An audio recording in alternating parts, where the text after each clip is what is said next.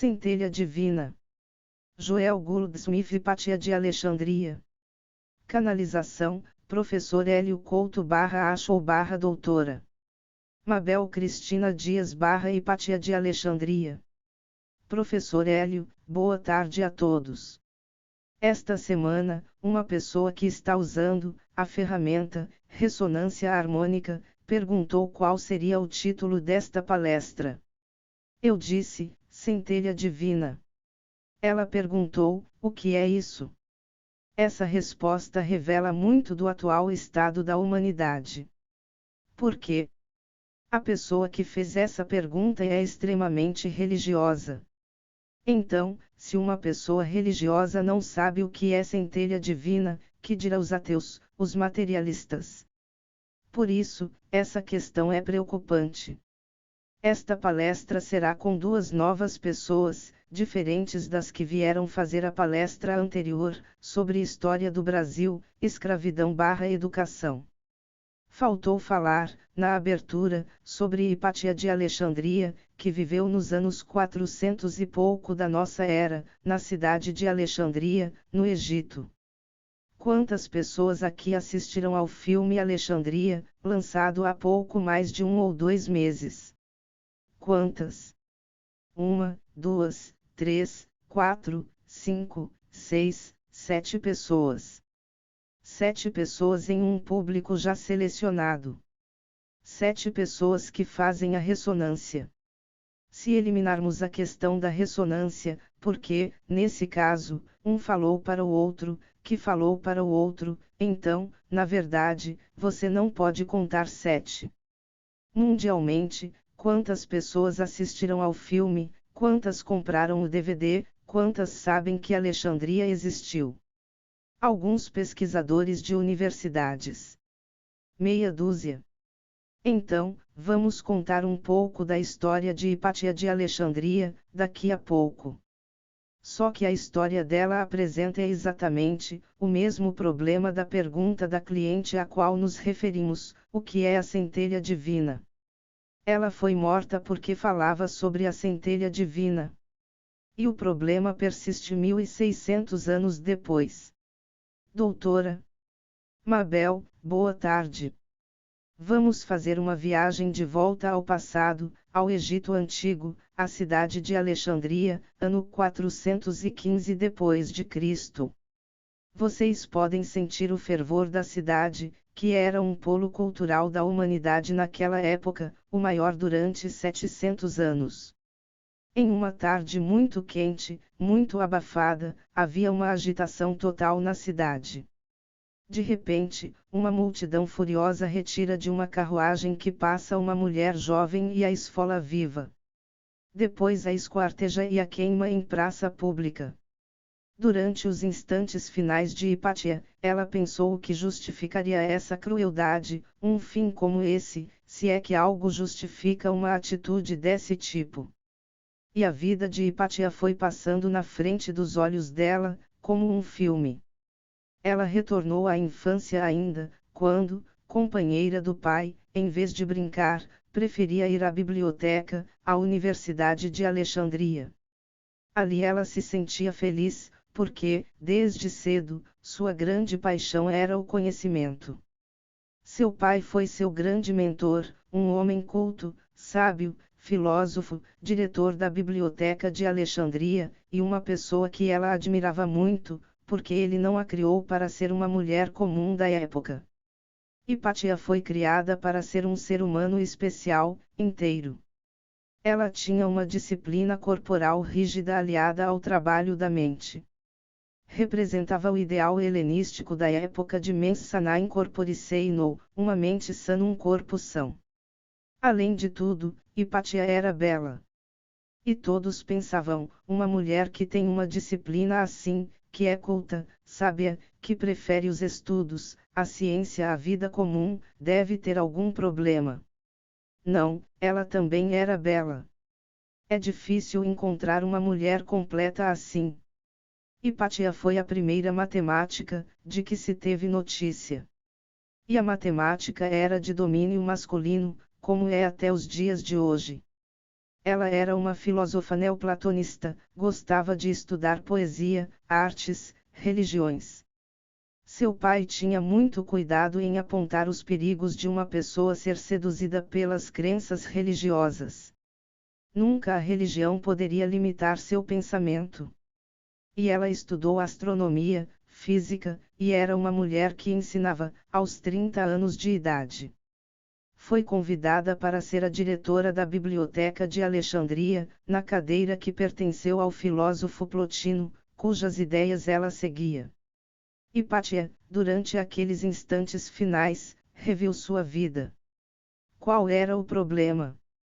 Preferiu não casar porque não conseguia ver, nas atividades domésticas, um lugar no qual ela pudesse oferecer algo para o mundo. Ela gostava de dar aulas, e suas aulas eram concorridíssimas. Pensadores de todo o mundo assistiam às aulas de Hipátia. Ela havia sido treinada em oratória, em retórica, como era comum na época, e ensinava a todos, indistintamente, cristãos, judeus, homens livres, escravos. Para ela todos os homens eram irmãos. Ela aprendeu isso com o pai. A única diferença entre eles era o grau de conhecimento. Por meio da devoção à sabedoria, ao conhecimento, ela poderia igualar os homens. Então, ensinava a todos, sem distinção. Além da matemática, ela ensinava que o universo era regido por leis físicas, que poderiam ser expressas por números. Ensinava, também, que a sabedoria, o conhecimento, era um caminho para encontrar o divino. A filosofia à qual ela pertencia, o neoplatonismo, não era apenas uma cadeira teórica, era um estilo de vida, uma busca espiritual, um lapidar da alma. E Hipátia ensinava que tudo vinha de uma única fonte. Existia o que eles chamavam de Uno, uma fonte que originava tudo, que era tudo ao mesmo tempo e que não estava totalmente nas coisas, estava distribuído, era tudo e nada ao mesmo tempo. E todos os seres vinham desse Uno.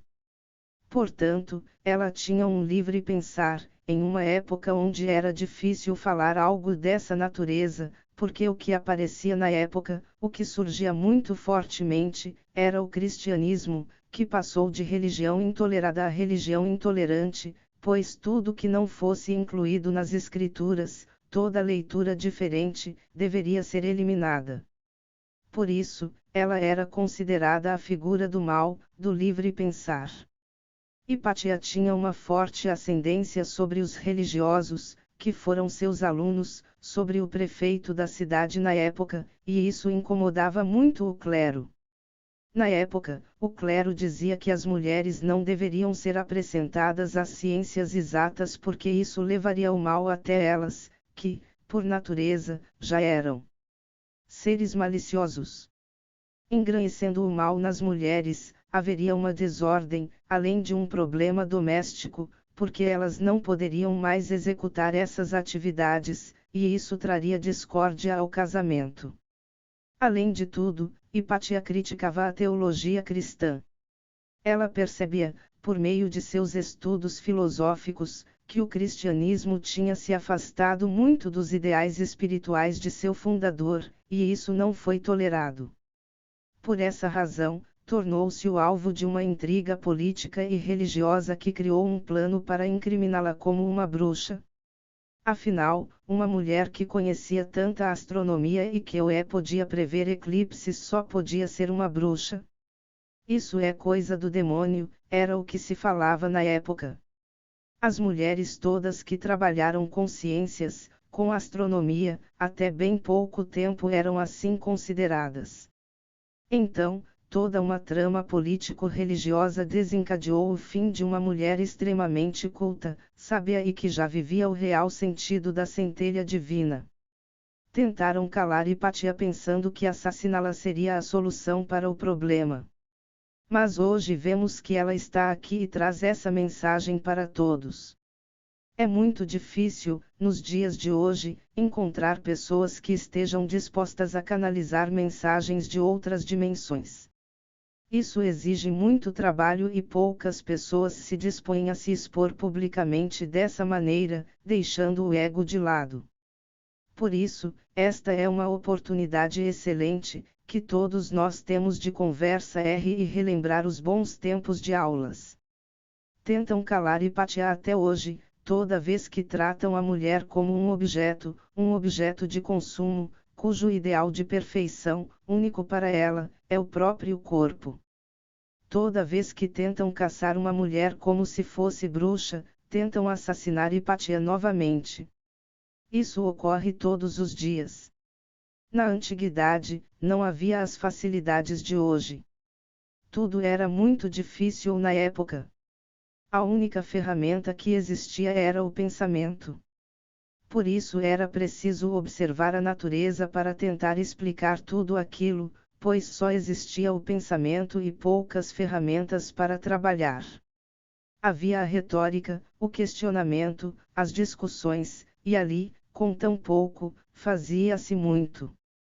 A sociedade ocidental, hoje, é toda embasada no pensamento da época. E percebemos que hoje, apesar de haver tanta informação à disposição, pois basta ligar um botãozinho para ter contato com um mundo inteiro de informação dentro de casa, o que as pessoas fazem com isso? Dizem, não tenho tempo, não tenho vontade, ou, então, olham para aquela informação e nada fazem com ela. Então, onde está o pensamento dedutivo, onde está o raciocínio lógico? Há muita facilidade, mas o poder, todo ele, é composto de pessoas instruídas, que não perdem a oportunidade de aprender um conhecimento para utilizá-lo em benefício próprio. Nós precisamos nos instruir, mas, além disso, precisamos educar a alma para ter um pouco de equilíbrio nessa situação. Caso contrário, sempre ocorrerá a mesma coisa: o poder, seja religioso, seja político, assassinará mulheres porque elas sabem demais, porque podem demais, porque não são interessantes para o convívio do poder. Professor Hélio, qual era o problema, qual era a mensagem tão subversiva, que poderia justificar um barbarismo desse tipo? É esta mensagem, que Plotino ensinava: ergue o divino que há dentro de ti à altura do divino. Original. Só isso. Esse é o problema de toda criatura, seja qual for o estágio de evolução em que esteja. O problema é este. Para fugir disso, usam-se todos os artifícios mentais, emocionais, intelectuais, físicos, qualquer espécie de fuga para não fazer o inevitável. Isto aqui, aponta para a tela projetada na parede, onde consta a mensagem lida acima. O que é a centelha divina? Quando o Criador, Deus, cria um ser, emana de si mesmo, diferencia de si mesmo, tem um átomo individual daquela pessoa. Então, temos um novo ser na criação. Esse átomo está dentro, para sempre, daquela criatura. Ele morre, volta, morre, volta, morre, volta. O átomo da centelha permanece o tempo inteiro, eternamente, querendo que a criatura cresça, que a criatura se desenvolva, para que a individualidade, o ego que recobre a centelha, um dia entre em fase de onda, amplitude, comprimento, frequência, com esse átomo que está dentro de você. Em todos nós, existe esse átomo pulsando o tempo inteiro, querendo seu crescimento, sua felicidade, sua evolução. Ele jamais deixará de existir. A criatura, se persistir por éons em recusar a centelha, pode ser a criatura que recobre a centelha, pode voltar ao nada. Isso não é uma brincadeira.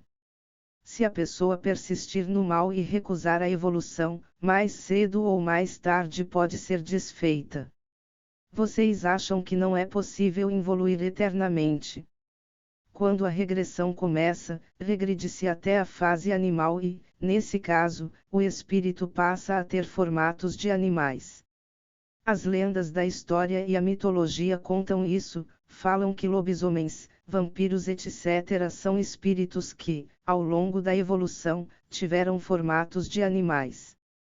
Vocês já sabem que o feto, dentro da mãe, por um período bem pequeno tem rabo. Sabem disso? Pois é.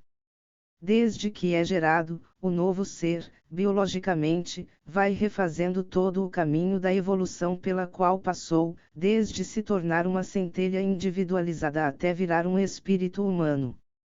Ele segue ao longo de milênios, milhões de anos, e chega ao formato humano. Mas isso pode ser desfeito. Se a pessoa persistir no mal, ela regride. Regride, e lá na ponta vira o que, tecnicamente, chamou-se de ovoide. Esse ovoide é uma pasta com consciência, como está aqui.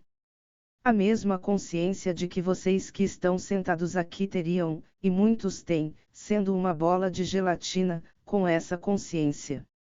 Então, já é possível perceber que não é nada agradável chegar a esse estágio.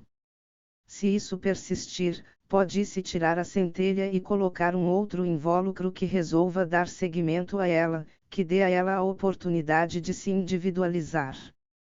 E aí seu famoso ego, fulano de tal, RG número tal, CPF número tal, que a pessoa tanto presa, e não dá espaço para a centelha trabalhar, volta para o vácuo quântico. É dissolvido. Volta a ser uma energia potencial. Fim. Os fótons não aparecem neste universo do nada. Um fóton de luz emerge do vácuo quântico neste universo, do nada. Aparece aqui do nada. E também some no vácuo quântico. Lembrar-se que Fred Alan Wolf pergunta no início do filme quem somos nós, para onde foi esse elétron, e de onde ele veio.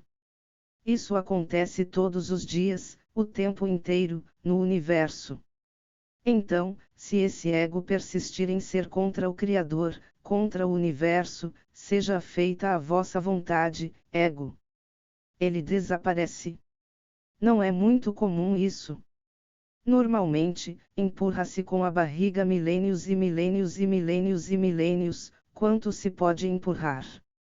Mas, sempre existem alguns extremamente teimosos, que vão indo e acabam lá, por um período como ovoides. Ovoide é uma mercadoria que vale bastante, lá embaixo. Por quê?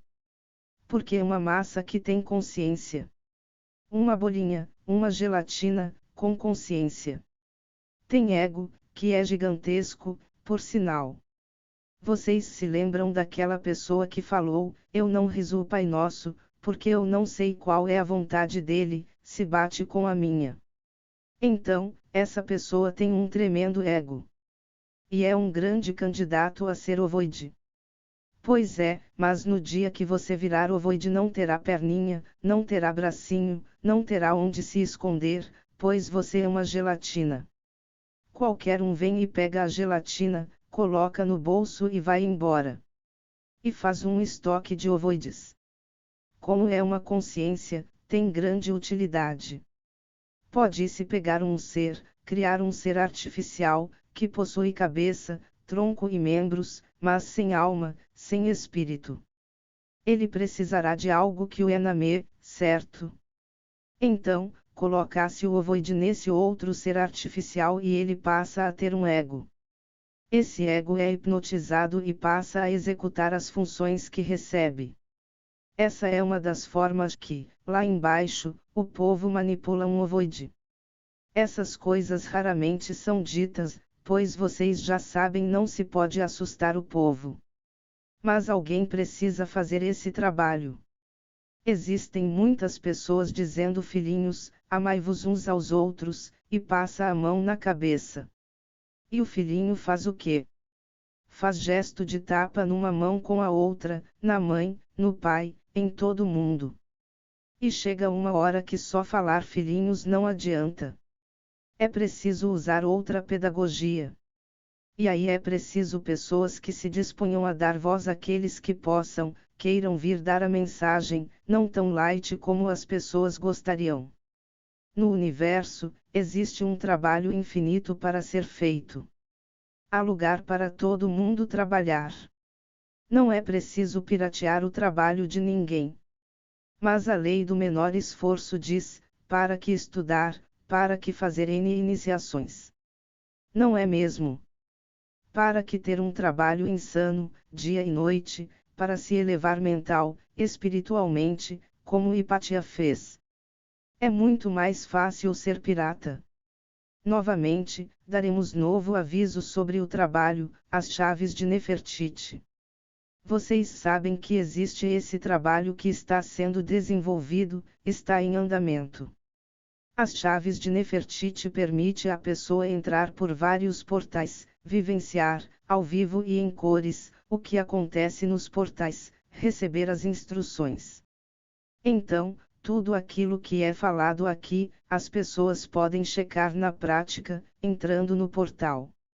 Por isso, a pessoa muda, porque vê e passa a entender que o mundo espiritual não é uma abstração filosófica. Porém, mais uma pessoa queria entrar na onda e disse: também vou fazer isso. As pessoas não pensam no risco que é se arvorar de fazer um trabalho espiritual, sem estar preparado para isso. Pensam que o povo lá de baixo é burro, não tem poder, não tem força. E a pessoa se arvora: eu também vou fazer.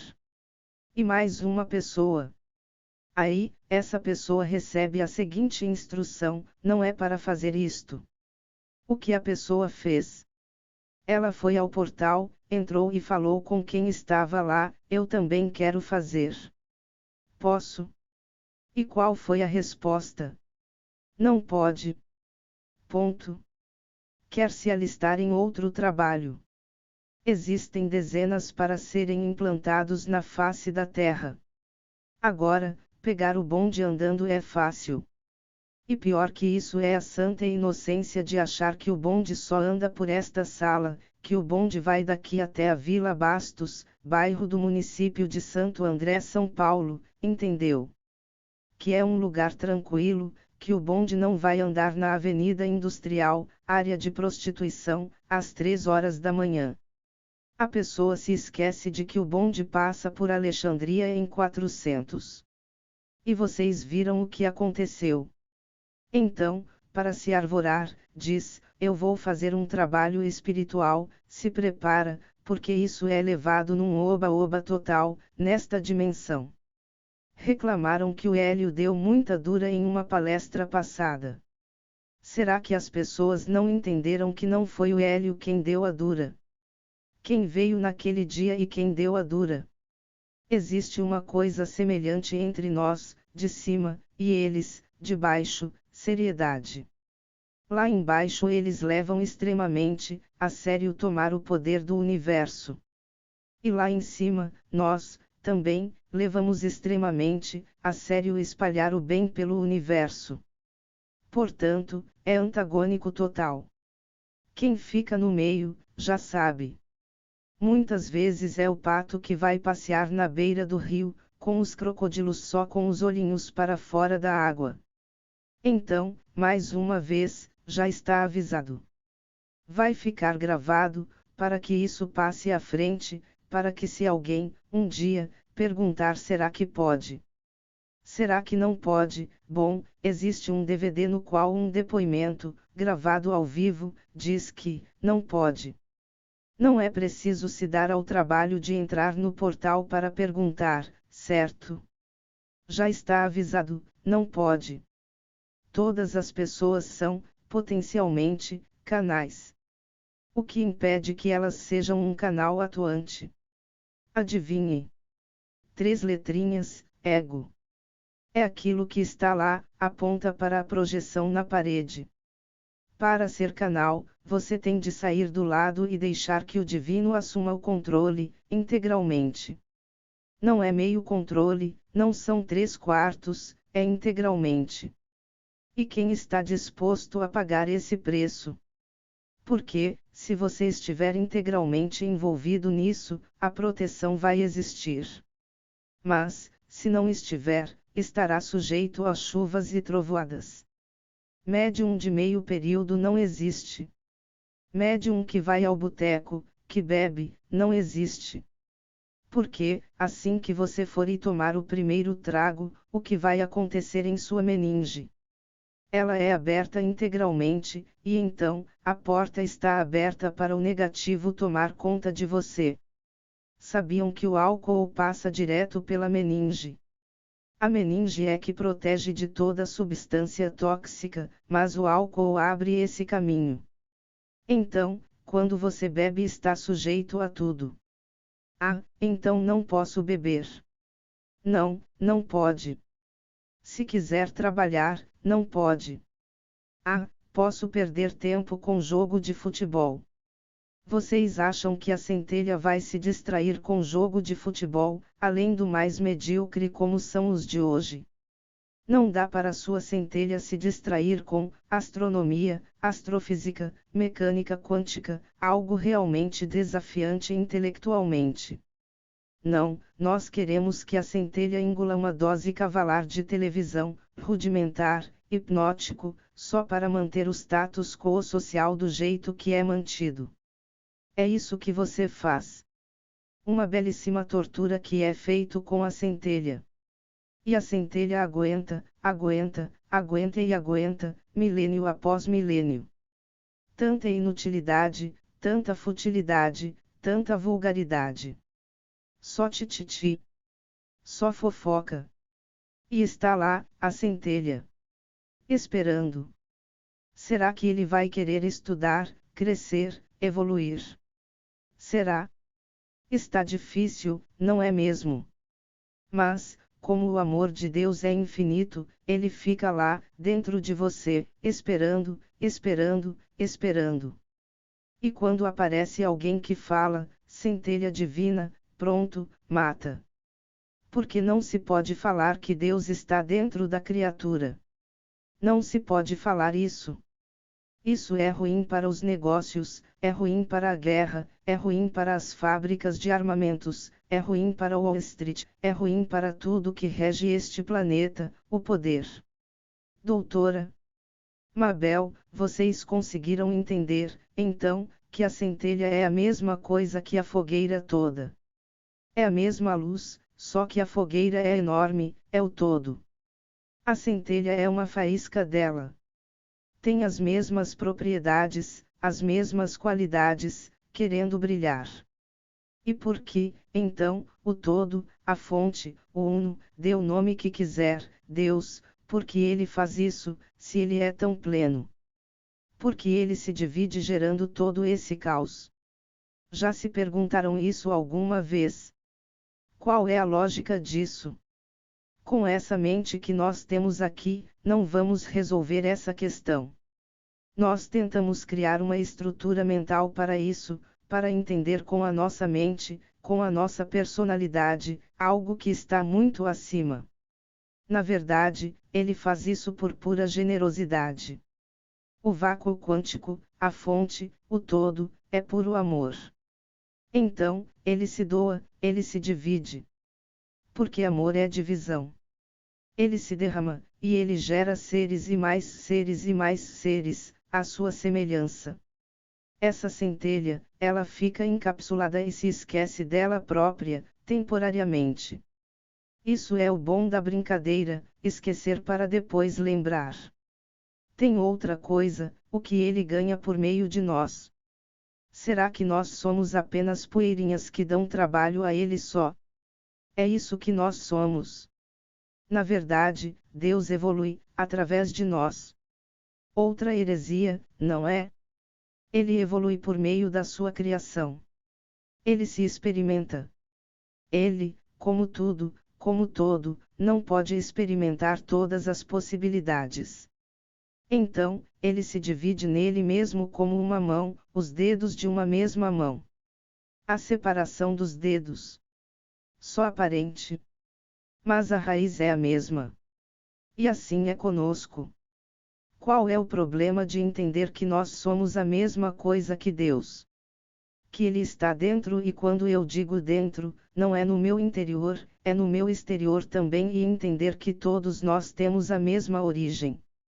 De outra maneira, todos somos irmãos. Por que não entender isso? Quais são as barreiras de entendimento? Você pode alegar, não tenho intelecto para isso. Não tenho nível de abstração para isso. Então, vai ler, vai, através do conhecimento, ler, ler, ler, até que isso comece a se tornar algo lógico, palpável. Depois, você terá de ultrapassar a barreira do emocional. Porque, depois de entender com o intelecto, há um outro problema, outro degrau, que é o emocional. Eu não aceito que é assim. Eu não acredito que é assim. Eu não sinto que é assim. Eu até posso entender, mas eu não sinto. E é aí que a humanidade está parada. Quem vai atrás, o buscador, ele está parado aí, na porta. Não sei se entro, não sei se não entro. O que fazer? Por que eu estou assim? Será que é assim mesmo? Mas eu não sinto que seja assim. Para você dar um salto e se tornar esse conhecimento, aí é um salto quântico, ele não é linear. E aí é que está o problema maior. Você vai precisar de uma coisa que se chama rendição. Palavra terrível, dolorida ao ego. Render-se, entregar-se, pular do abismo. Você quer conhecer as delícias da fonte. Você quer ser uma coisa só com a fonte e ter tudo o que a fonte pode te dar. É como pular de bungee jump. Você sobe até lá em cima e bem do alto olha para baixo, fica com um pouco de medo, mas, se você não pular primeiro, não vai ter a recompensa, que é a sensação. Não dá para ter a sensação primeiro, e depois pular. Dá para entender isso? É preciso ter rendição. Você não precisa anular seu ego. Seu ego é uma ferramenta, apenas, que atualmente virou o rei. É o ego que manda em todos nós. Você faz tudo para agradar ao ego, agrada aos outros, tenta ser agradado, tudo isso é ego. Rendição significa dar um pulo no abismo, de olhos fechados. Quem é que consegue fazer isso, de verdade? Enquanto não houver isso, não há a fusão. E a centelha, ela tem uma jornada, a centelha ela viaja. Ela é como uma luz muito brilhante dentro de um conjunto de bonequinhas russas, vocês já viram isso? Uma bonequinha semelhante à outra, em tamanhos diferentes, uma dentro da outra. Isso corresponde ao ego. Várias camadas de ego. Imagine uma luz tentando brilhar dentro de um conjunto de caixas. Quanto maior for o número de bonequinhas, menos ela brilha. Então, qual é nossa missão? É tirar uma bonequinha por vez e deixar a centelha brilhar, porque a centelha ela quer ser luz. Esse é o processo de iluminação. Nós viemos aqui para nos iluminar. E o que é iluminar? É entender e absorver isso dentro de seu ser. É entender que você é parte do todo. Você não é nada diferente do todo, você é parte dele. Você tem todo o poder dele, e todos os outros têm a mesma origem. Você consegue olhar para o outro e ver Deus, dentro dele. Dentro de casa, talvez, embora eu ache muito difícil alguém olhar para o filho, pequenino assim, e já enxergar o seu irmão ali. Você está enxergando seu brinquedo, do qual você terá de cuidar. Olhe para seu pai e para sua mãe e responda: você vê seu irmão ali ou uma autoridade? E o seu vizinho que deu uma festa até às 4 horas da manhã? E o seu rival? E o bandido ali da esquina, que levou seu carro? Existe a centelha dentro dele ou não? Sim, existe. Todo mundo sabe com o intelecto, não é mesmo? Difícil. Mas essa centelha faz uma viagem. E ela se comunica com o todo de várias maneiras. Quanto mais rudimentar for essa centelha, mais ela vive no medo.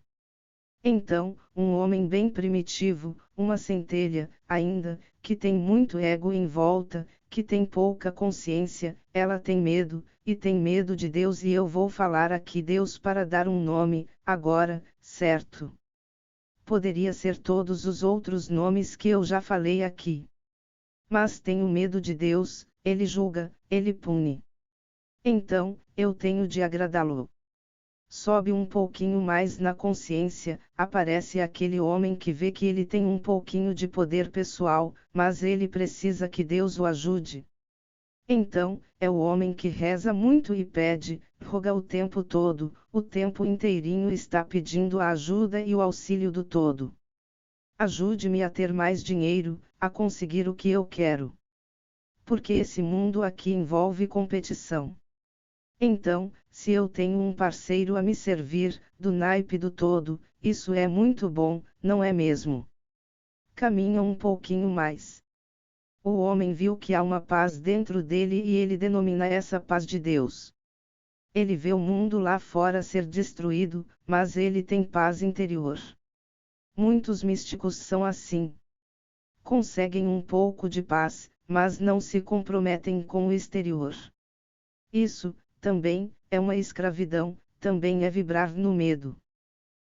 Caminhando nessa escala, o homem vê que é ele co-criador de sua própria realidade, e tem um poder interno que faz com que a realidade dele aconteça, e ele começa a se sentir bem autossuficiente.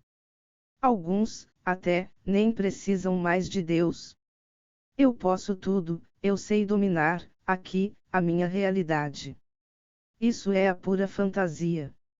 E aí você vai caminhando para um entendimento maior de que você pode criar sua realidade, mas você está embaixo de um plano divino, de um plano maior.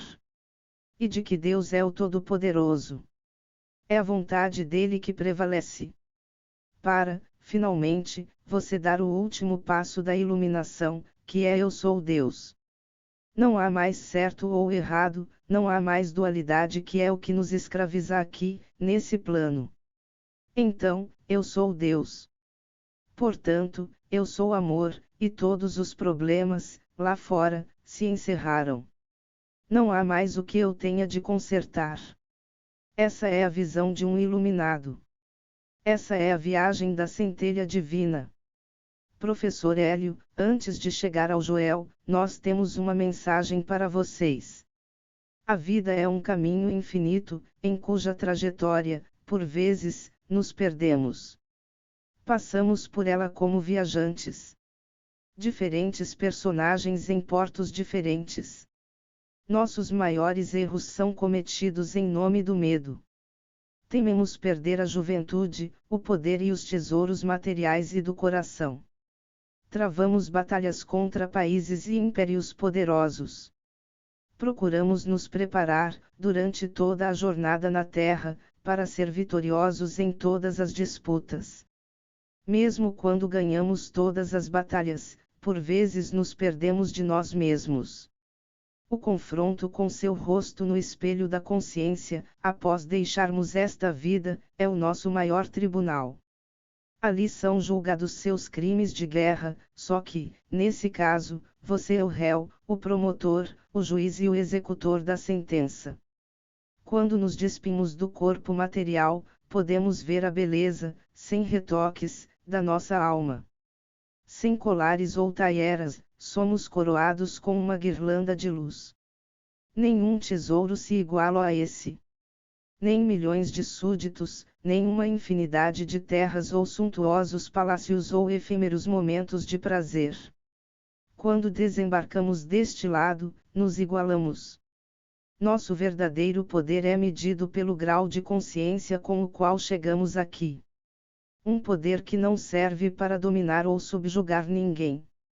Um poder silencioso, que não faz alarde nem ofusca, apesar de brilhar mais do que todas as moedas de ouro que podemos acumular em vida. Precisamos, urgentemente, cessar todas as disputas pelo falso poder. Podemos começar por nossos lores, pacificando-os e dando liberdade autêntica aos nossos jovens. Eles são bem mais preparados do que podemos julgar.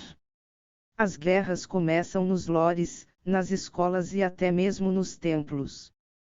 Quando explodem as guerras entre nações, pensamos que não temos nenhuma participação nisso, mas devemos ficar atentos ao fato de que essas guerras são o reflexo dos nossos interiores armados. Temos um enorme poder bélico dentro de nossa mente. Somos capazes de destruir alguém apenas com a força de nosso ódio velado, nossa intolerância, nossa indiferença e nossas palavras. Disputamos território quando queremos ter razão em tudo. Humilhamos nosso opositor e nos sentimos grandes, vitoriosos. Beleza, juventude, riqueza, carisma e poder.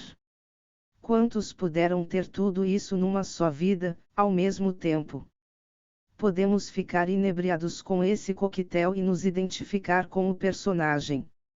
Quando tudo isso fica para trás, conhecemos a fonte do verdadeiro poder, ao qual nos curvamos, em reverência, assim como nossos súditos fizeram conosco, um dia. Aí, então, nos tornamos servidores da luz, como os bons líderes devem ser.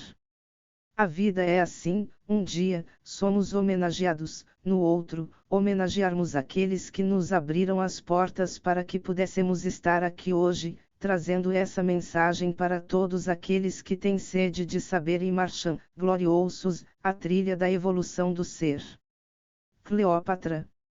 Foi ela quem mandou trazer, para vocês, esta mensagem. Joel Goldsmith. 35 anos, curando. Até que chegou o dia em que ele percebeu que só estava adiando a chegada ao túmulo dos seus pacientes. Então, entendeu que precisava ensiná-los a curar-se a si próprios. Existem, em português, 3 livros de autoria dele. Esses livros, ou esta palestra, poderiam ter outro nome, que atrai-se muito mais pessoas. Os nomes poderiam ser como ganhar dinheiro, como ficar milionário, como ter o relacionamento dos seus sonhos, como curar as doenças, e assim por diante. Porque, na prática, é isso que está sendo ensinado nesta palestra. Não sei se a ficha caiu, mas é exatamente isso que estamos passando aqui. No princípio era o Verbo, e o Verbo era com Deus, e o Verbo era Deus, e o Verbo se fez carne. Todo mundo já sabe esse versículo. O Verbo se fez carne, mas ainda é o Verbo. Esse texto é do livro O Caminho, de Joel. Não mudou sua natureza, sua qualidade ou substância por ter se feito carne. A causa tornou-se visível como efeito, mas a essência ou a substância continua sendo o Verbo, o Espírito ou consciência. Joel, como metafísico, é, às vezes, principalmente quando a pessoa o descobre, na primeira vez é difícil de entender. Porque ele diz o seguinte: a doença não existe. Ponto. A miséria não existe. Ponto. O sofrimento não existe. Ponto. Só que ele provou isso, em vida, quando ele curava. Qual era a metodologia para curar? Era exatamente essa. Na mente dele, quando alguém chegava ou telefonava, o que ele via naquele paciente? O Zé da Silva. A centelha divina. E a centelha divina não pode ter nenhuma doença. Não pode ter nenhuma carência. Não pode ter nenhum problema. Então, quando a pessoa ligava e dizia, eu tenho um parente, ele falava pode parar, para. Pensa nele. Pensou. Pode ir dormir. Porque ele não pedia o nome da pessoa, o nome do parente que estava doente. Porque não precisava do nome. Porque essa pessoa, ego, não existe. Então, ele pensava na centelha daquela pessoa. Fim. Resolvido. Todo o segredo do sucesso, da riqueza, de tudo o mais, está inserido nessa frase, nesse conceito. É ilusão tudo o que diz respeito ao ego. Então, toda a dificuldade humana é por causa disso. Como ela disse, aponta para a plateia, as pessoas querem resolver o problema dessa dimensão nesta dimensão, com as mãos, faz linhas paralelas, em degraus diferentes.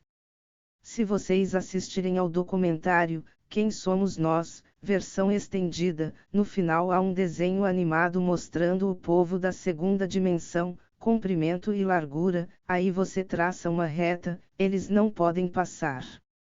Lembra? Eles não têm terceira, eles não têm altura. Eles não conseguem passar daqui para cá porque você fez um risco aqui, então, eles ficam presos. Não era fácil, você pega e pula o risco. Se você fosse da terceira dimensão, sim. Mas, como você é da segunda dimensão, não consegue passar, está fechado. Então, eles ficam lá, indefinidamente, presos num quadradinho, porque eles raciocinam como segunda dimensão. Nós, aqui, fazemos a mesmíssima coisa. Estamos presos à terceira dimensão. Aí, queremos achar solução para o problema do dinheiro, da casa, do carro, do apartamento, do relacionamento, da saúde, de tudo, dentro da terceira dimensão, com os recursos da terceira dimensão, com a física da terceira dimensão, com a química da terceira dimensão. Por isso o planeta é desse jeito. Tem essa humanidade nessa situação. Sabe quando haverá solução para isso? Nunca. Porque a única solução é subir mais um degrauzinho e pular para o quadradinho do lado. Basta fazer assim, simula um salto para o lado, passou. Mas a pessoa quer resolver o problema dentro do problema. Ela quer estar num buraco e quer sair do buraco puxando pelo próprio cabelo. Ridículo, não é? Mas é o que a humanidade faz, há milênios e milênios e milênios. O que Joel fazia? Ele dava um salto acima. Não existe terceira dimensão, esquece isso. Ele pula VA para a quarta, a quinta, qualquer que seja. Pulava para o vácuo quântico, de uma vez. E lá existe algum problema de doença, existe algum problema de dinheiro. Não? Então, fazia assim, estala os dedos. De onde o mestre tirava 5.000 peixes, 5.000 pães, para alimentar as multidões? De onde? Mandou alguém ir ao supermercado. Deu um dinheirinho e disse, vai lá, compra um monte de peixe e traz aqui, depressinha. Ou é uma fábula? Ou é uma historinha? Ou é um papo furado? Aí é que está o problema. As pessoas leem essas coisas e não levam a sério, porque, se levassem a sério, começariam a perguntar, como foi possível fazer isso? De onde emergirão, na cesta, os peixes? Agora, os físicos aceitam que o fóton aparece do vácuo quântico e emerge no universo do nada. Partículas virtuais é o nome que dão. E qual é o problema com o peixe, com o pão? Acha que o pão é feito de quê? Átomos, prótons, elétrons, nêutrons, quarks, supercordas, bóson de Higgs. De que são feitos o pãozinho e o peixinho? Santo Deus, qual é a diferença de emergir um fóton ou um bando de fótons, um monte de prótons, nêutrons e elétrons em formato de peixe, em formato de pãozinho? Lembram-se do José de Vasconcelos? Faleceu há um mês e pouco atrás. Grande humorista. Tinha uma tirada humorística em que ele falava assim, que venga la vaca, pero em forma de bife. O José de Vasconcelos não conseguiu fazer vocês rirem, ou estão aterrorizados. Bom sinal. É bom sinal.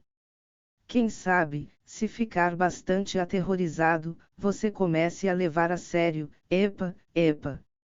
Porque fica nesse dilema todo de casa, carro, apartamento, e não sai disso, e o negócio gira, gira e vai embora, volta, nasce e renasce, nasce e renasce, nasce e renasce e chega aqui, qual é o problema, filho? Casa, carro, apartamento, de novo. 200.000 palestras do outro lado para ensinar isso. É só pensar que já existe, que já existe. Pensou, criou. Fim? Não, entra por aqui, sai por ali, mostra uma orelha, depois a outra. Porque não acredita que basta se unificar com a centelha que está resolvido o problema. E o único problema que existe é esse. Agora, a pessoa quer resolver pelo ego. Eu, Zé da Silva, é que vou comprar meu carro, é que vou comprar o apartamento, um monte deles, barcos, aviões, iates etc. Aí, ficou difícil, não é? Porque, se você tem 7 bilhões querendo tudo isso, é complicado. E as doenças? Lotado. Fica na porta do Hospital das Clínicas, para você ter uma ideia. 2 da tarde. Fica lá para ver se tem solução. E os relacionamentos? Aí, então, você já desiste, não é? Desiste. Como você espera ter um relacionamento de sucesso com 2 egos? Já assistiram ao National Geographic, ao Discovery, ao Mundo Animal, ao Animal Planet? Viram como o crocodilo faz amor? Ah, vocês acharam que era uma palestra espiritual, não é? Não entenderam. Já entenderam que tudo é uma coisa só, tudo faz parte do todo. Então, no momento atual da humanidade, sem iluminação, faz-se amor como crocodilos. Entre no YouTube, procure Animal Planet, está lá. Espetacular! É desse jeito que as coisas funcionam hoje no planeta Terra. O resultado? Traumas e traumas infinitos, ad infinitum. Onde ficou o sagrado feminino? Onde ficou? Em nenhum lugar, nada, não é? Porque isso não existe. Então, tem de ser tratado como o quê? Porque é isso o que acontece na prática. Como se diz, pode pôr as barbas de molho, porque é a coisa mais difícil do mundo 2 egos se entenderem. Dá negócio, com certeza, não é? Da sociedade, casa, carro, apartamento, barco, casa na praia, poupança, não é? Joias etc etc. Isso dá negócio. E vocês sabem que, como todo negócio, há 2 sócios, e cada um tem seus deveres.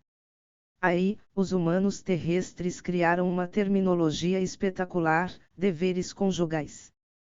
Como é possível criar um conceito desses? Fazer amor por dever conjugal. Então, sabe quando haverá felicidade nos relacionamentos na Terra? Vai demorar muito tempo ainda. Enquanto você não se iluminar, esqueça. Dinheirinho, esqueça. Prepare-se para o que vem aí. Agora, com tudo isso mais do que evidente, a pessoa continua se apegando ao ego. Bastava um salto acima, e tudo estaria resolvido. Um salto acima. Doutora Mabel, então, o problema reside na dualidade que nós vivemos aqui nessa dimensão. Entendido isso que foi dito agora, que a matéria é manifestação da consciência, tudo fica resolvido. Quem vai resolver seus problemas? O físico, a força física. Transpirar, 15 horas de trabalho por dia. É transpiração física. Sair como um louco fazendo. Ou será que você vai querer aprender uma técnica mental de criar? Porque a mente também cria, a mente tem poder sobre a matéria, sobre o físico. Você aprende algumas técnicas e sai por aí criando. No dia em que você está muito bem, você cria maravilhas, no dia em que você está mal, que é a maioria, cria desastres. Você volta alguns passos antes, e aí você se cansa, vê que a criação mental é uma furada. Não há como resolver os problemas com essa abordagem. Não é o físico, não é a mente que cria. Eles ajudam um pouco e o que eles criam é temporário, é ilusório. A criação sempre é quântica, ela vem do vácuo quântico. É um manancial interminável de criatividade. E como você faz contato com isso, se você está o tempo todo falando, se você está o tempo todo distraído, ocupado? Até dormindo você está ocupado. Nunca reserva um tempinho para sentar e se soltar. Todo o bem que nos vem, ele vem pela graça. É difícil traduzir o que é graça, mas graça vem de graça, não há merecimento. Então, Deus, ele nos dá pela graça. Mas como é que você quer receber alguma coisa, se você está sempre de braços cruzados? Você não recebe.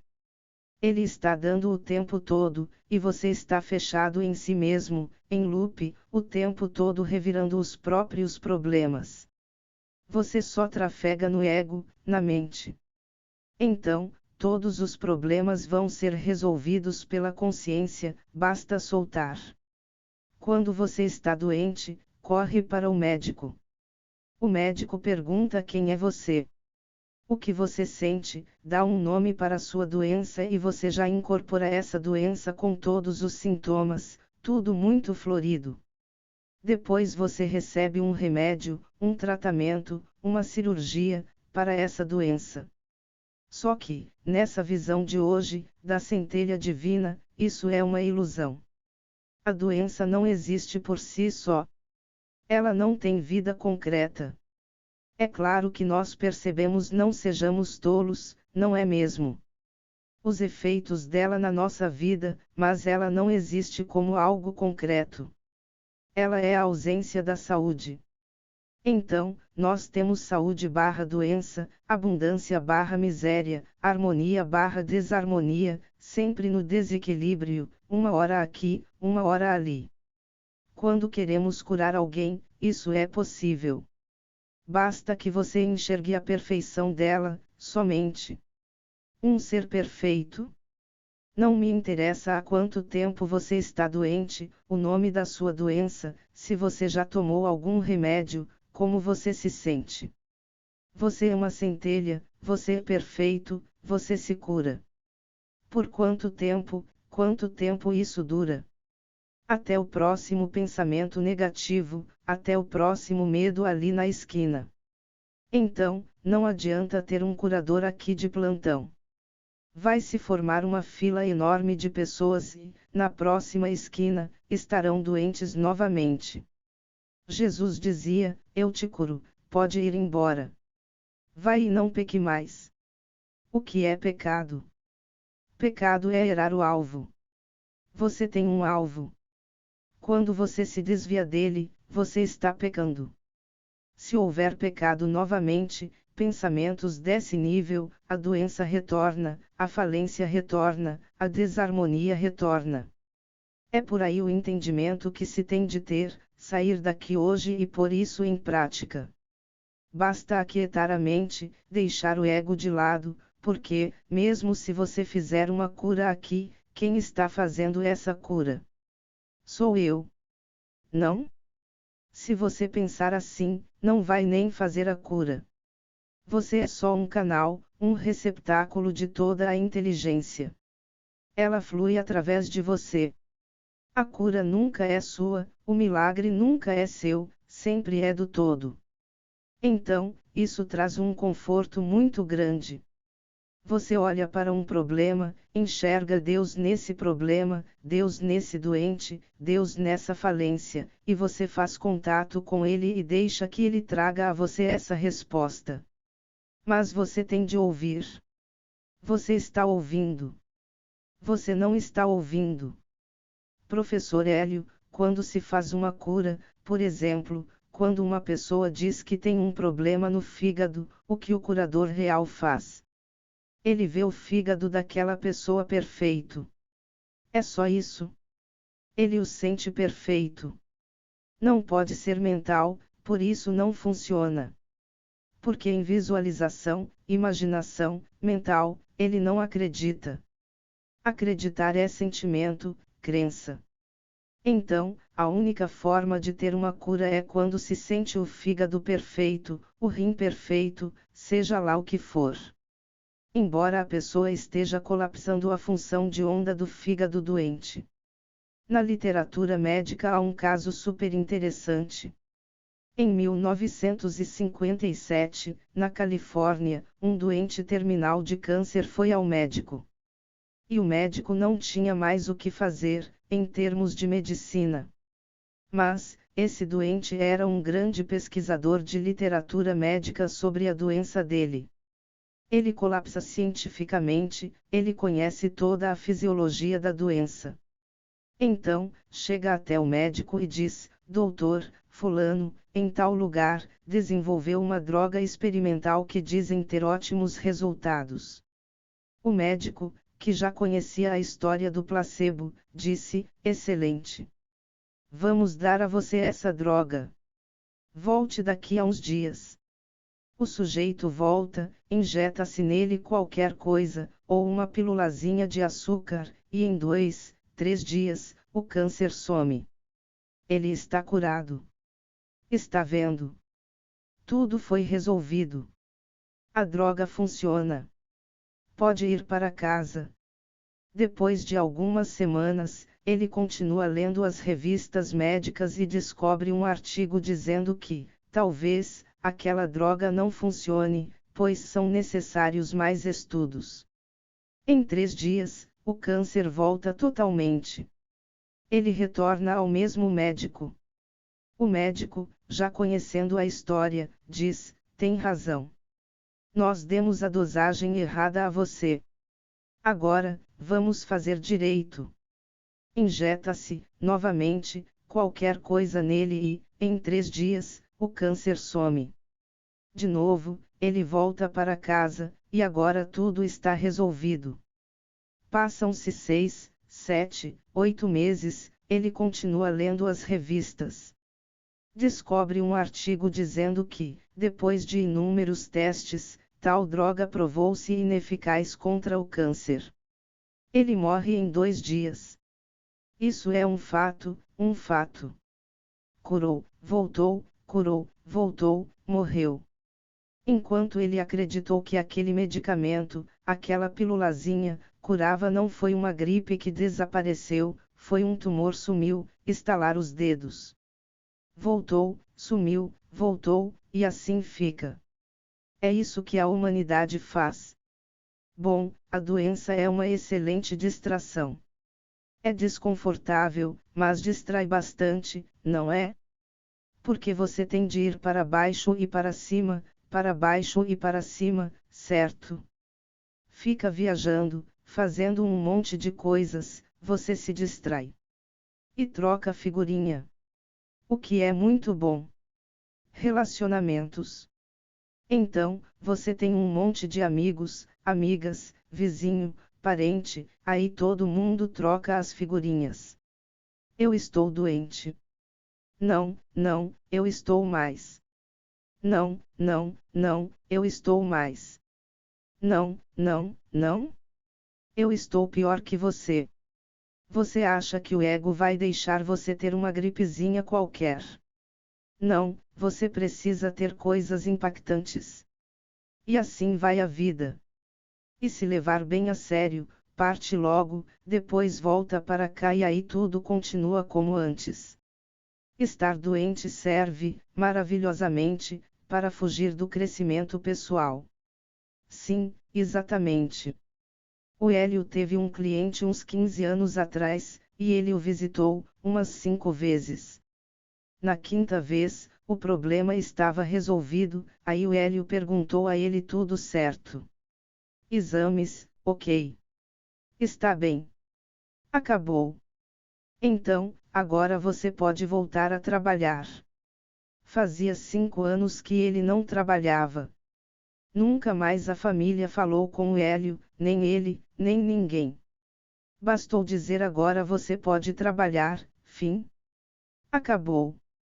Então, você ganha para manter a doença. O curador é um negócio complicado. Porque, se você curar, perde o cliente. É melhor deixar assim, senão você perde a amizade com todo mundo, não é mesmo? Fica todo mundo contra você. Porque, aí, ele tem de continuar crescendo, evoluindo. todas essas distrações que a gente passa a vida inteira lutando para comprar um carro, um apartamento, para achar alguém, para escapar de uma doença, sendo um co-criador, tendo uma centelha dentro de si, é uma lástima, não é? Ter um cérebro com 100 bilhões de neurônios, trilhões ou quatrilhões de sinapses, e usá-lo para quê? O mesmo cérebro, a mesma estrutura, o hardware, de um Einstein, por exemplo, de um Rodinger, um Pauling. Usado para quê? Claro, a diferença qual era? A consciência. O que está habitando aquele hardware? Porque o hardware é o mesmo. Então, por que você não faz algo igual? Não faz, porque não é o hardware o problema. O problema é a consciência que habita ali. Na mente de um Joel não existe doença. Então, você liga e diz, tchau, vai dormir. Agora, quanto tempo leva para essa pessoa que está telefonando, às 2 da manhã, descobrir que ele pode fazer a mesma coisa que Joel? É só trocar o sistema de crenças dela. É só ela acreditar que pode, que Deus está dentro dela, eu sou Deus. Ponto. O último estágio que ela, Mabel, falou, a iluminação. Antes da iluminação, esquece, não vai funcionar. É um mero conceito mental, não significa nada. Porque você tem que sentir-se igual, como Deus. Sentir-se como Deus. Aí, você vai vislumbrar a mente de Deus, como dizia Einstein, meu maior desejo é conhecer a mente de Deus com todo aquele conhecimento. Mas a ficha não caia, porque a perguntinha é, quem é Deus? E ele acreditava na cultura do século XIX, lá longe. Aquele velhinho, lá longe. Ou então, algo impessoal, filosófico. Aí, fica difícil. Quando a pessoa chega a esse estágio mental da história, como ela, Mabel, disse, lembra aquela história, eu sou Deus, já entendi. Ah, tá. Mentalmente, eu entendi o conceito. Aí, eu saio pela estrada, lá na Índia, e vem um elefante na minha direção. Essa história é conhecida. Eu sou Deus. Esse elefante vai sair da minha frente facilmente. Ele não é páreo para mim. Então, o elefante dá uma trombada, joga você 50 metros para lá, rolando na terra. E você sai chorando. O que aconteceu? Eu tinha certeza de que eu sou Deus. Como esse elefante passou por cima de mim. E quem estava do lado diz, e quem você acha que está dentro do elefante? Continua o ego. Agora um ego gigantesco. Mega. O que ele deveria ter pensado? Meu irmão elefante está trafegando na mesma estrada que eu. Vou partilhar, vou ajudá-lo, vou dar caminho para ele. É meu irmão. Irmão Sol, irmão Lua, irmão Elefante, irmã Formiguinha, irmã Ameba, irmã Grama, irmã Cadeira, irmão Próton, irmão Quark. Há uns 18 anos, Hélio fez uma palestra e explicou isso. Sabe o que falaram? Isso é panteísmo. Panteísmo. Quanto tempo é preciso para entender que Deus é tudo o que existe? Tudo que existe. Tudo. É a parede, o ar que está aqui, tudo no universo, multiversos.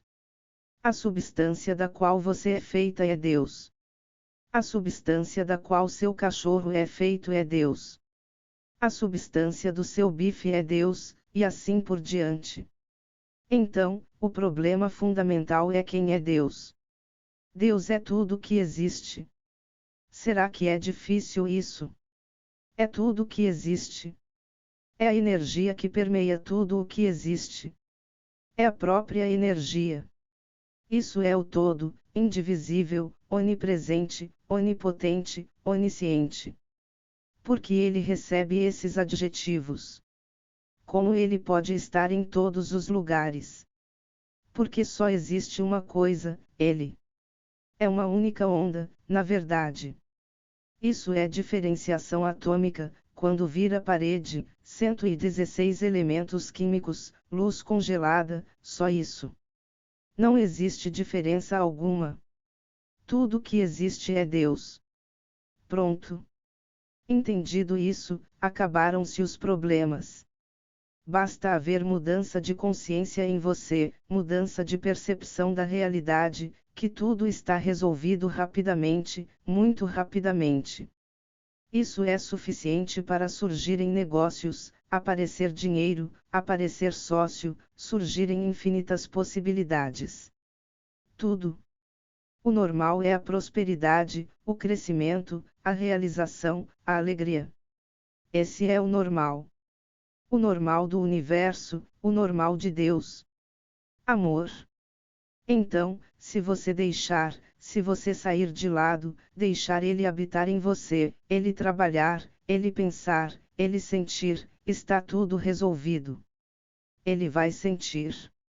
Ele vai sentar-se à mesa para comer batata frita e bife, é ele. Você não almoça mais, você não janta, você não toma café da manhã. É Deus que almoça. Você não trabalha mais, é Ele que trabalha. Você não faz mais amor, é Ele que faz. É só isso. Como você vai saber o que a frase Eu sou Deus significa? Quando você tiver amor dentro de você igual ao que Ele tem, saberá. Você igual a Ele, mas como posso saber disso? Qual é a prova dos 9? Qual é o teste para saber se já estou iluminado? Como posso saber? Pelo sentimento.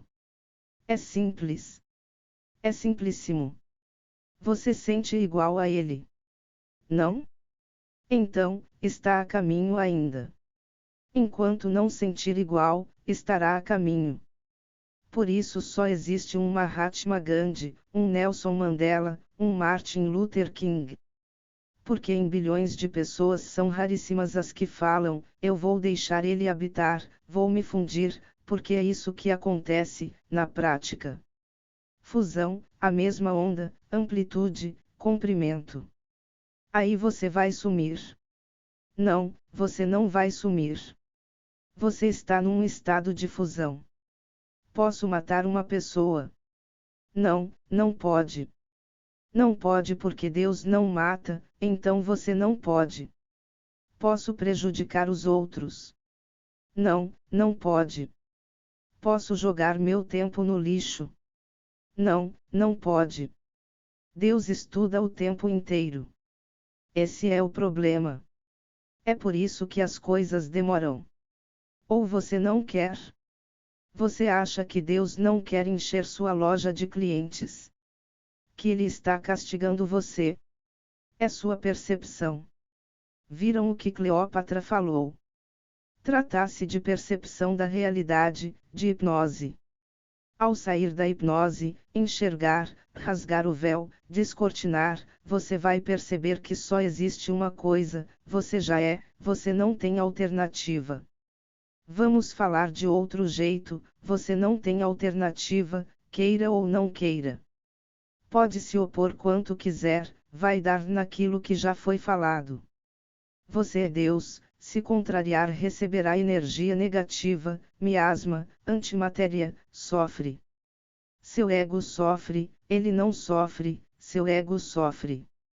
Doutora Mabel, Joel tinha horror de que o ensinamento que trazia virasse uma religião. E eu pergunto, tudo isso que está sendo levantado aqui, hoje, não dá para ser uma vivência direta. Você precisa de intermediários, de leis, de dogmas. Não, não é mesmo. É uma experiência direta. Você nunca vai viver a experiência de Deus, por meio de algo ou de alguém, se você não se dispuser a experimentar.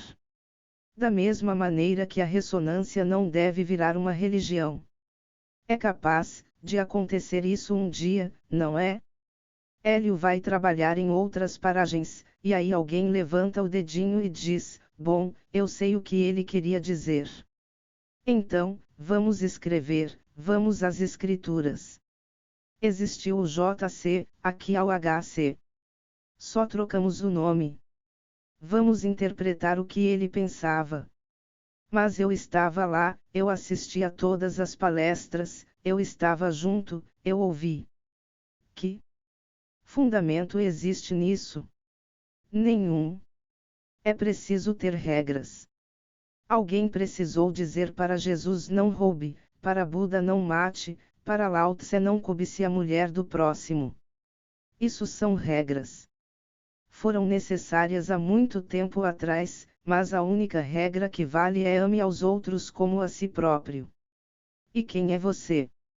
Quem sou eu? Eu sou o Pai. Encaixou tudo. Então, se eu sou o Pai e eu amo você como a mim mesmo, eu estou amando o Pai. Acabaram-se os problemas, não existe mais razão para competir com você, para destruí-lo, para querer ter razão em cima do que você fala. Terminaram as discórdias. Aí, a vida de um iluminado é uma vida de amor e de perdão. Não há como escapar disso.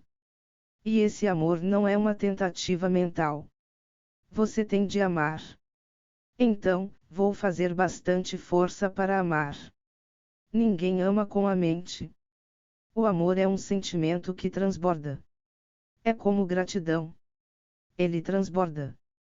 Quando você entende, você dá o salto e enxerga o outro, portanto, o caminho é enxergar o outro e tudo, como ele, Hélio, dizia agora, tudo como uma centelha, é Deus em tudo. Então, quem você vai odiar? Em quem você vai querer passar a perna? Quem vai querer destruir? Se você enxergar Deus em todos os objetos e seres, isso faz com que você transborde amor. Não vai ser amor papagaiada, não vai ser caridade vazia, porque não adianta você barganhar com o todo.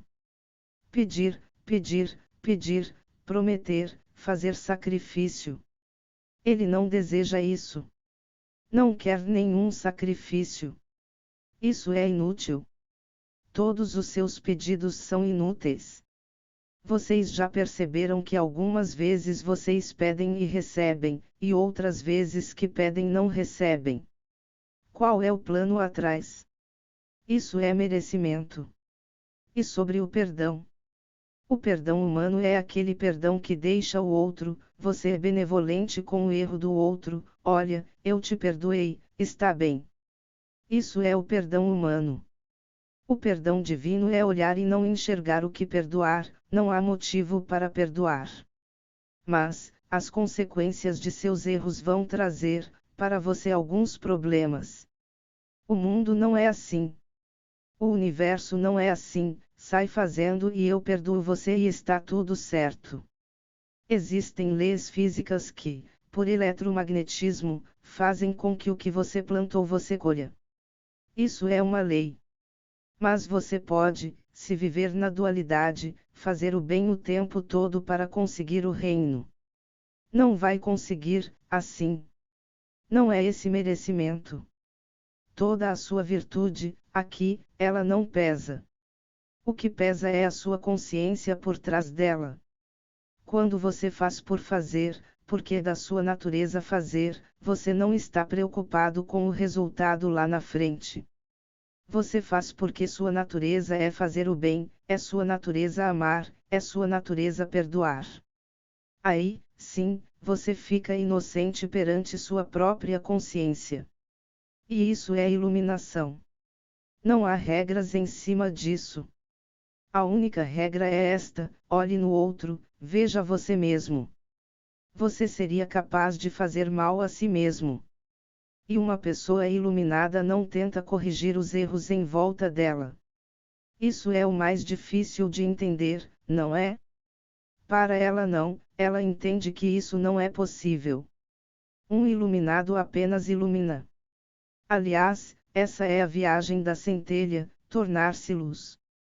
Na hora em que você vira luz no mundo, você ilumina tudo ao seu redor.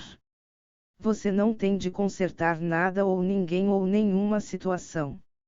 Basta que você deixe Deus atuar e tudo vai se modificar, mas não é você fazendo, não é você corrigindo, não é você salvando o outro. Porque nós temos uma tendência, e quando chegamos a certo grau de consciência, queremos salvar todo mundo. Não há salvação. A única salvação é a consciência, e isso é um processo individual. Você, como mestre, como alguém que tem um nível de consciência mais expandido, apenas aponta, ilumina, e então, se o indivíduo quiser atravessar essa porta, se quiser seguir a sua luz e ver o que tem por ali, ele vai ver. É a única coisa que você pode fazer. Isso tira de nós, mais uma vez, um peso de cima dos ombros. Eu não tenho de mudar nada. Não adianta querer fazer força para mudar. Essa dualidade é a real escravidão. Achar que pela força física, pela mente, é possível mudar alguma coisa, ou, pior, usar o todo, usar Deus, como um aliado para resolver seus problemas aqui, mudar o mundo. O entendimento é bem superior a esse. Por isso, Joel é complicado de se entender, no início. Você tem de trabalhar muito, estudar muito em cima do que ele fala para que experimente e veja como é muito simples. Mas ainda temos de trabalhar um pouco, está tudo, ainda, muito na nossa mente. Professor Hélio, existe um livro chamado Jesus, o Buda, em português. Esse livro é uma longa análise dos textos bíblicos dos evangelhos. Considerando a mensagem, a personalidade, tudo o que foi, o que aconteceu, o que falou, etc., os autores e os estudiosos que fizeram as exegeses chegaram a algumas conclusões. Eles separaram, no livro, algumas páginas, com os seguintes escritos, as verdadeiras, reais palavras que Jesus falou. Existem lá umas 2 páginas, o resto foi inserido. Assista ao filme Em Nome da Rosa durante muitos e muitos anos em que se moldou o Evangelho, os Evangelhos, as Escrituras, as conveniências do poder. Porque, na prática, é uma coisa só. Em toda tribo humana existe o cacique, que é o cara forte, do porrete, e um pajé, um xamã e os índios. Sempre existe isso, em toda estrutura social em que há humanos reunidos. O poder político, do cacete, precisa ter uns guardas, claro, em volta do cacique. Leiam A Revolução dos Bichos. Assim que os porcos tomaram o poder, eles chamaram os cães para protegê-los. E o pajé, que é extremamente importante, porque, se você tiver de controlar a população indígena no porrete, tem de ter muito guarda, muita polícia, muito exército. E quem produz? Temos um probleminha de mais-valia. Então, precisamos ter pouca força policial, minúscula, e muita doutrinação, muita hipnose. Quem hipnotiza é o xamã. Ele conhece as técnicas mentais, não é? Ele viaja, ele vai ao outro lado, ele vai a outra dimensão, ele incorpora, não é verdade? É um médium. Ele tem contatos extras, certo? Ele tem um grande, extremo poder sobre a massa. Mas ele não tem força. Sabe o cara que fica lá meditando? Ele incorpora. Então, ele não pode ir a uma academia para ficar fazendo halterofilismo, para ficar muito forte, fazer política, agregar um bando de capangas com ele, fazer uma falange. Ou ele estuda e se aprimora na espiritualidade, do lado da luz ou do lado negro, ou ele cuida de política. Então, nós temos um problema dual, não é? De um lado temos o poder e do outro lado temos o xamã. O que, na história da humanidade, foi feito o tempo inteiro? Adivinhe. Uma parceria entre o poder do cacique e o poder do xamã. Na hora em que os dois se entendem, você tem as benesses. O xamã tem as benesses, a proteção e tudo mais, e o cacique passa a ser um protegido dos deuses, ou o próprio, depende, olha a história aí, ou o próprio deuses. Isso dura e vem durando. Por quê?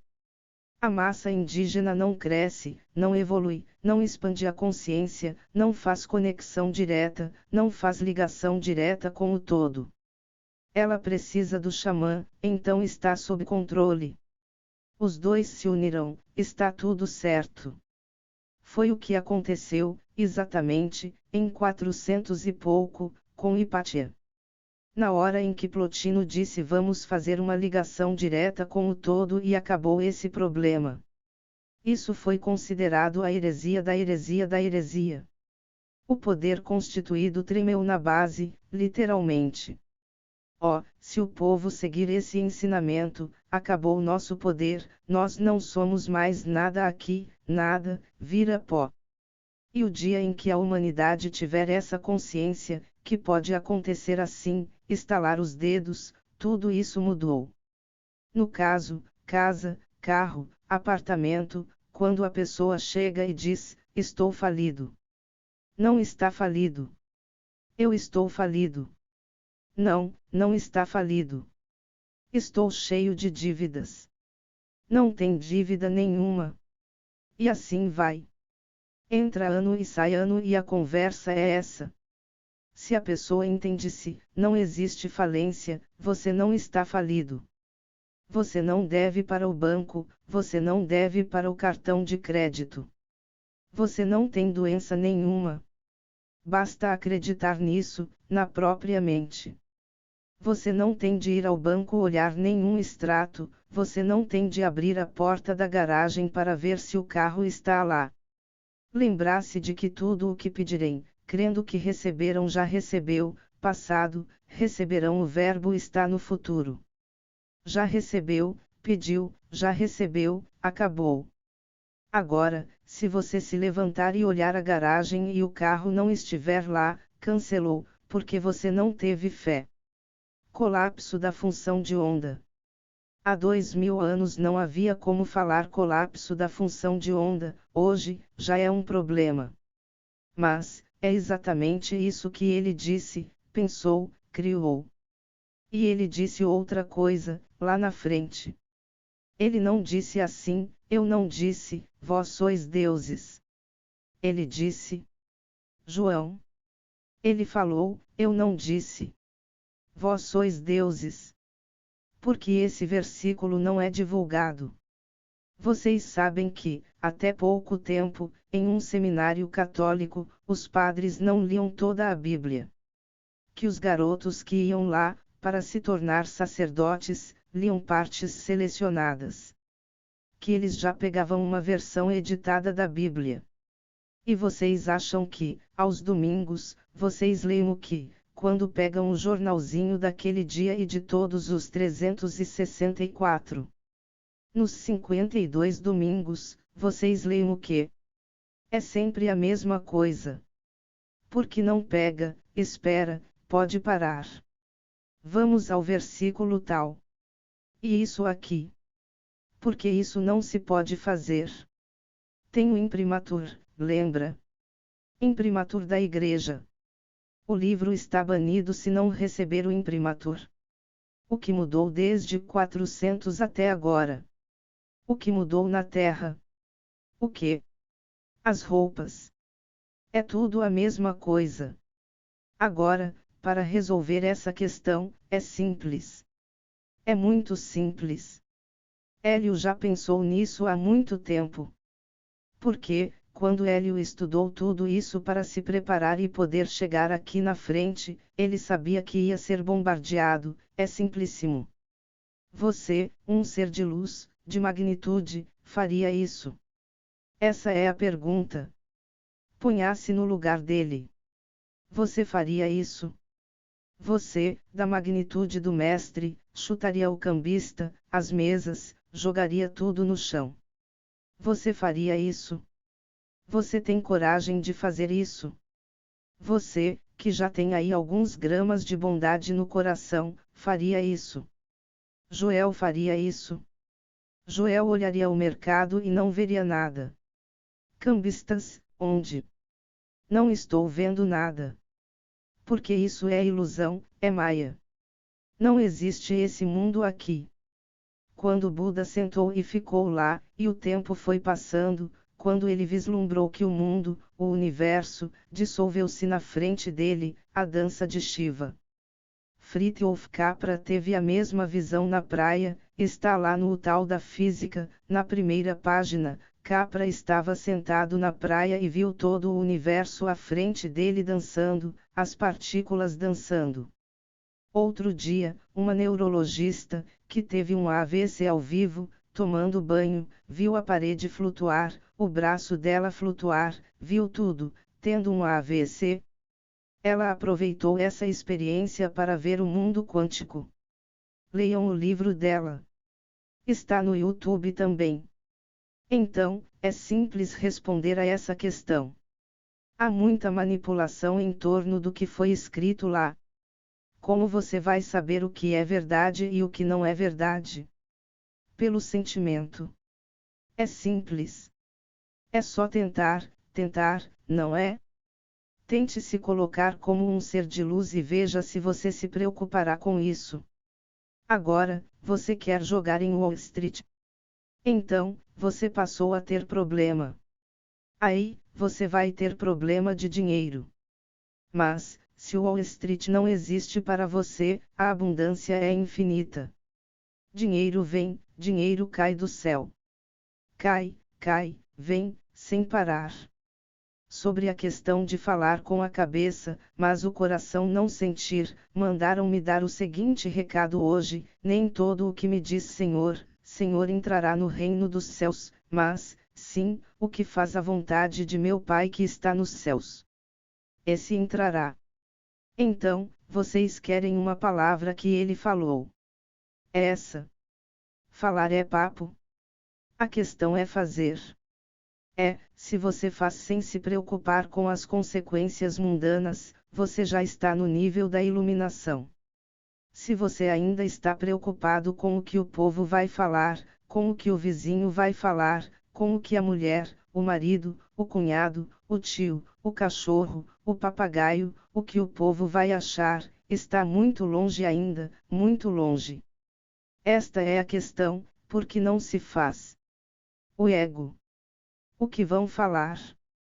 Para finalizar, só se pede uma coisa: deixe a centelha brilhar. Ponto. Obrigado. Boa noite.